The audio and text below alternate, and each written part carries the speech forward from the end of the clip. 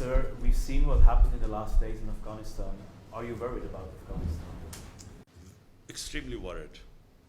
The reason is that what we hoped was a political settlement would take place. The political settlement is looking difficult right now.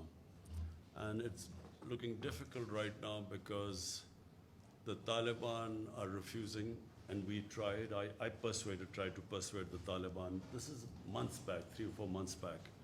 The Taliban senior leadership came here and we tried to persuade them to come to some sort of a political settlement. The only thing that would stop Afghanistan from descending into anarchy is a political settlement. But unfortunately, the Taliban, when they were here, they felt that they refused to talk to Ashraf Ghani. Their condition is that as long as Ashraf Ghani is there, we are not going to talk to the Afghan government. And here I want to say that in 2019, when Pakistan persuaded Taliban to start talking to the Americans, I suggested that there should be, before the presidential election, there should be an interim government so that, the elections would be inclusive. But unfortunately, the Afghan government was very critical about this remark about there being an interim setup. And they went ahead with the elections, and President Ghani got elected. Now, once President Ghani got elected and the Taliban got excluded, it was always going to be a problem from then onwards, because Ashraf Ghani insisted that the Taliban should talk to him. The Taliban did not recognize him, they didn't recognize the elections, and they would refuse to talk to him. So that's where the problem started. And that problem still is there. Now, the Afghan government is extremely critical about Pakistan. They think we have some magic powers that we will make Taliban do whatever we want to do. They don't realize that that the Taliban, the moment the Americans started drawing down their troops, and especially when they gave an exit, from then onwards, our leverage on Taliban was minuscule, diminished, because the Taliban thought they had won the war. They had won the war by not losing to the Americans. And in their mind that once the Americans left, then, then they had won. So to try and persuade them when time was given for exiting Afghanistan by Americans, it became extremely difficult to try and persuade them. And Afghan government, unfortunately, is now blaming Pakistan for what is happening there. They somehow think that Pakistan has supernatural powers. We are a superpower plus, which can, which has such power that 70,000 Taliban can take on 300,000 Afghan government troops with aircrafts and with modern weapons, and somehow, we have that power to make them win. So the Afghan government, and the other reason is Afghan government, I think, right now from what I can see, they are blaming Pakistan, as well as they are now trying everything to somehow get the Americans back into Afghanistan. The whole posturing right now is that they're blaming the Americans for this debacle, Pakistan and the Americans. And they're trying to somehow persuade the Americans to actually intervene. And there are listeners in the American political system who are listening to the Taliban and using these things that women are at risk, and all those who supported the NATO troops, they are at risk. And somehow they want the Americans to again intervene. But this is, they've been there for 20 years. What will they do now which they didn't do in 20 years? So so this is the situation right now. You asked me a question about us being worried. We are worried because the direct impact of this descending into a prolonged civil war, this is what we think will happen. It will be a prolonged protracted civil war, and the country that will be most affected after Afghanistan will be Pakistan. We will be affected, number one, that more Pashtuns are in Pakistan than in Afghanistan. Taliban is basically a Pashtun movement, so it will flow into our Pashtun areas. And it happened after 2003-4. It happened that our Pashtun areas reacted to what was happening in Afghanistan, and Pakistan lost 70,000 people in that because we supported the Americans. And so there's a likelihood that again in our Pashtun areas we will have problems. So that's number one. And then having lost 70,000 people and over $100 billion lost to the economy, half of our tribal area people were internally displaced. About 3 million people were internally displaced. So that's number one worry. Number two is refugees. We already have 3 million refugees in Pakistan, Afghan refugees. 3 million registered. We think there are about 500,000 more than that. So last thing we want, our economy is just recovering. We do not want another inflow of refugees. And number three is that, we have now great plans of our connectivity right into Central Asia through Afghanistan. I just went to Tashkent to work on this railway from Uzbekistan connecting through Afghanistan, through Mazar Sharif and into Pakistan, which would connect this whole area. So this is our future, it's geoeconomics. And we are worried that if there is a civil war in Afghanistan, this whole economic agenda of connectivity with Central Asia goes out of the window. So that's our worry.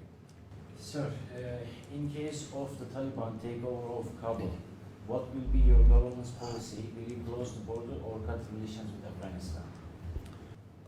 What will happen, I can't say. But what Pakistan wants is Pakistan will deal with any government that is elected or selected by the people of Afghanistan. So whoever people of Afghanistan, the government they feel represents them, Pakistan will work with them, whichever that government is. What would a Taliban takeover mean for Pakistan? Taliban takeover depends what sort of a Taliban takeover it is. If it is a Taliban takeover which becomes inclusive with other players, and it includes, it will be the best thing for Afghanistan if it is an inclusive government. But if it is exclusive government with fighting going all over Afghanistan, we believe that if the Taliban try and form an exclusive government through military takeover, this will mean a protracted civil war. And that is, as I said, a nightmare scenario for Pakistan. So there's, it seems, even though everyone's gathered in Doha today, I believe there's a Troika meeting as well, it seems like there's a last-ditch effort to try to come to some sort of solution. Do you think there's lots of suggestions as to how this could move forward? The Taliban have one suggestion too, which is that Ashraf Ghani should step aside. If it means, given how much Pakistan has at stake, would you support such a move? I mean, if it comes to this consensus that an elected president should step aside? Number one, at the moment, the top priority should be a ceasefire, because obviously civilians are affected, and civilians will get more and more affected as this fighting rages and gets into the main cities. Once the fighting gets into the main cities, then there will be heavy civilian casualties. So therefore, at all costs, there should be a ceasefire. Now, what would it take for a ceasefire? And that's what the Doha talks are all about. So, I'm not a big one into military solutions. I believe that, as a politician, we always should look for a political settlement. Now, let's hope that there is there is some sort of a political settlement, but that will only happen if Taliban realize that they cannot take over the whole of Afghanistan through military means, and the government side realizes that they too have to give to come to the ceasefire. So they will also have to make compromises. So that's really what these talks are all about. Can they meet on a middle ground? Now, whatever that middle ground is, I guess the talks will decide. So do you think Pakistan's influence of Taliban has been decreased compared to 1990s? What do you think about that? Let me remind you that, Pakistan was the three governments that recognized the Taliban government in 2001, before the Americans toppled the Taliban government. And probably Pakistan was the most influential government. Despite that, when Pakistan wanted, on behest of the Americans, for Taliban to hand over Osama bin Laden to the Americans, the Taliban refused. So even then, the influence of Pakistan was not all-encompassing. But let me just say one thing. As a student of history, and especially of Afghan history, anyone who thinks that Afghanistan can be controlled from outside does not understand the character of the Afghan people. Throughout their history, they have never accepted outside control. Take the three of the British-Afghan wars, which happened. There were three. Then the Russians. Everyone knows the Russian history, and now this recent 20-year-old American misadventure. So if you look at all of them, one thing comes out, that the Afghan people of Afghanistan they cannot be made puppets. If I was the Pakistani policymaker in the 90s, I would not have encouraged this idea of strategic depth, which Pakistan policy was at the time. Very understandable, because the 7 times size of Pakistan is India, a hostile eastern neighbor. And the Pakistani security setup was always worried about Pakistan facing two fronts, east and west hostilities. So therefore there was always an attempt to have a pro-Pakistan government in Afghanistan. But in my opinion, whichever government comes into power in Afghanistan would have to work with Pakistan. And Pakistan should work with any government that comes, which is selected by people of Afghanistan. Rather than trying to influence governments in Afghanistan, if you look back at the history, it does not work. The Afghan people do not accept it. So even now, when we talk about if the Taliban takeover takes place, will it be a pro-Pakistan government? Whichever government comes into Afghanistan, it will, if it is ever perceived to be controlled from outside, it loses credibility within Afghanistan. People of Afghanistan will only back a government that represents their people and stands for their interests.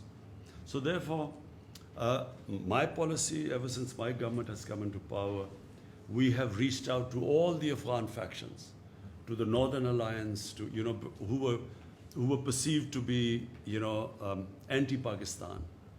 Hamid Karzai I've talked to, Abdullah I invited, I talked to them. All of them we try to convince that, look, we now have no favorites in Afghanistan. Whichever government comes into power, Pakistan will work with them. There's often the view, we talked about this week, the view in the West and also in Afghanistan, that once the Taliban take over in Afghanistan, Pakistan would have achieved its final goal. Is that a misconception? You see, again I repeat, if the Taliban take over, because Afghanistan is ethnically divided population. Pashtun are only about 45% of the population. Then there are Tajiks, then there are Hazara, Uzbeks. So it's a Afghanistan, the reason it has been a decentralized government is because of the different population mix. So therefore, if one population tries to impose itself on the rest, one ethnic group, there will be a constant what's the word, unrest in Afghanistan. And that is not what Pakistan wants, which is why we want an exclusive government.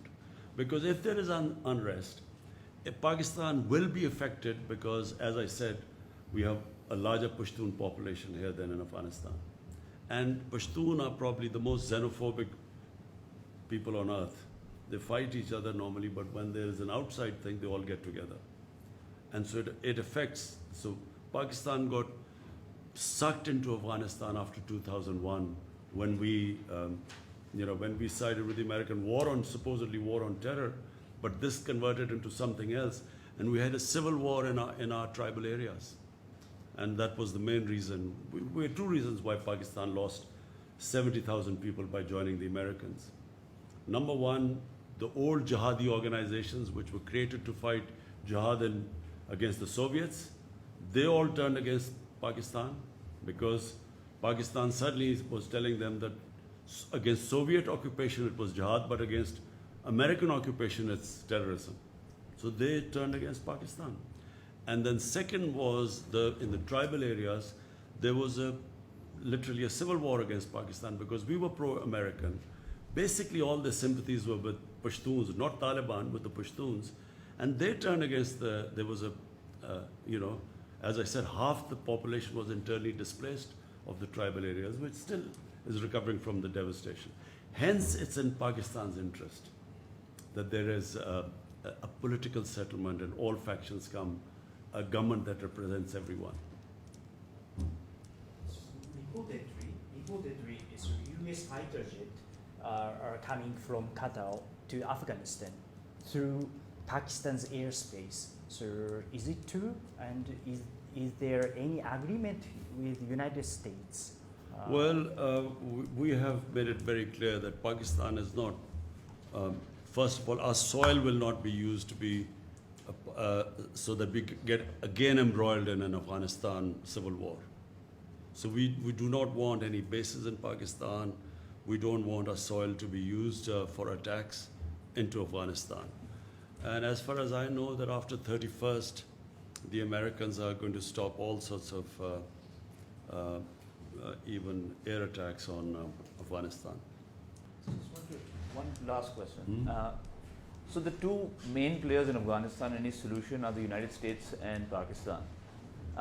The heads of the two governments have not spoken yet. I want to know the state of relations between your government and President Joe Biden's government on Afghanistan, and moving forward, do you think that Pakistan is going to be scapegoated? And what is Pakistan's strategy when it says we have other options? The NSA had also said expanded. Let me say three things. Number one, Pakistan has already been being made a scapegoat by Afghan government. And the Afghan government is doing so because it is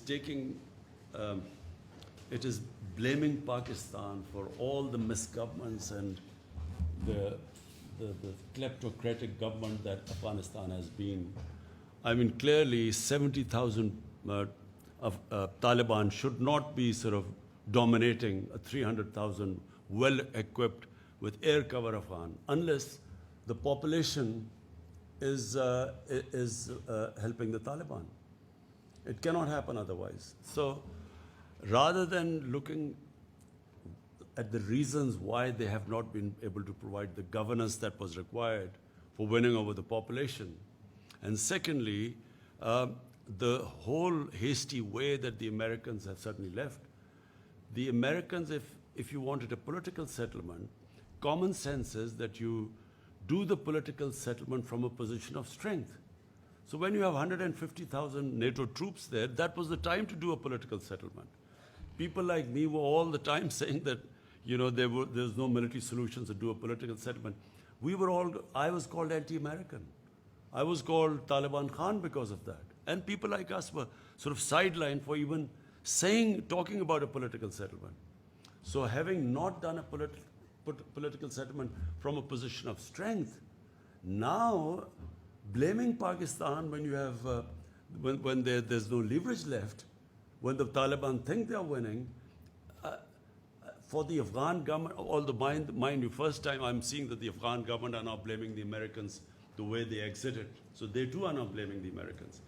So finally, and the other thing about, I keep having the President Biden hasn't called me. Well, it's his option if he wants to call or not. It is business if he thinks it's necessary or not. I mean, not that I am waiting for any phone call. It's his prerogative. There's a friends are visiting from Delhi, so I just thought maybe we can have a difference of strategy in Delhi and Pakistan on Corona also. The way we fought is totally different. Can I ask one last Oh. question towards Afghanistan? You're a close ally to China. What would you see the future role of China in Afghanistan?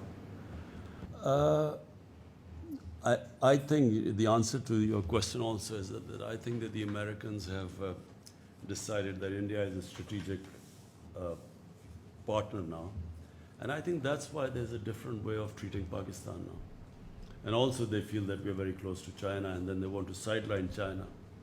So I think in the broader strategic policy of the US, I think that's what is reflected in the way they have dealt with Pakistan. Pakistan is just considered only to be useful in the context of somehow settling this mess which has been left behind after 20 years of trying to find a military solution when there was not one. I feel that China is an emerging superpower, and China is, for us, for Pakistan, it's very important because China has helped us in a very difficult time. So we are obviously grateful to China the way they've helped us.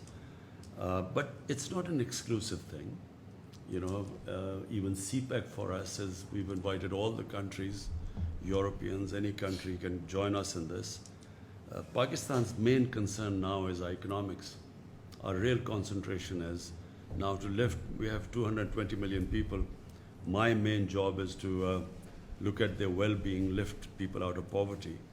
And that point of view, China has been very helpful because China has done probably no in human history, no country has ever done lifting almost 700 million people out of poverty. So that's really our main, where China is helping us a lot.